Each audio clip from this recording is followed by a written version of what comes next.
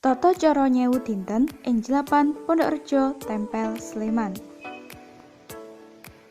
Slametan nyewu dinten inggih menika slametan ingkang dipun adani nalika 1000 dintenipun tiyang ingkang sampun séda. Ing slametan menika dipun wontenaken acara tahlilan ingkang dipun pimpin déning Mbah Kaum. Sasampunipun acara menika, limrahipun kaluwarga ingkang ngawontenaken acara maringi berkatan tumrap ingkang sami rawuh. Nalika slametan nyewu dinten, ugi dipun adani masang kijing wonten ing pasarean. Berkatan wonten ing dusun Jelapan saged dipun perang dados kalih, inggih menika berkatan ingkang awujud mateng saha berkatan ingkang awujud mentahan.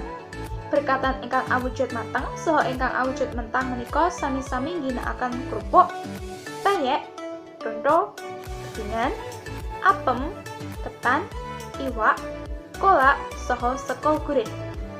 Lajeng makna dhaharan ingkang kedah wonten ing berkatan inggih menika gebingan.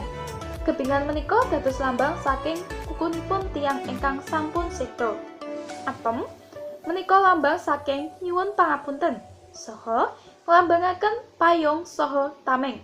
Maksudipun, tiyang ingkang sampun séda menapa dene tiyang ingkang tasih gesang saged ngadepi sadaya prakawis kanthi wonten ing pagesangan.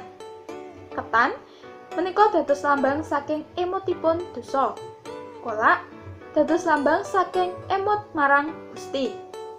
Menawi dipun dadosaken satunggal, ketan, kolak, saha apem menika dados lambang saking nyuwunaken pangapunten tiyang ingkang sampun séda dhumateng sesami manungsa menapa dene dhumateng Gusti. Iwak menika dados lambang saking donga kanthi hikmat saha pasrah marang Gusti. Sekol gurih menika dados lambang saking tiyang ingkang séda saha kaluwarga tiyang ingkang séda gadhah ancas ingkang sami, inggih menika warga.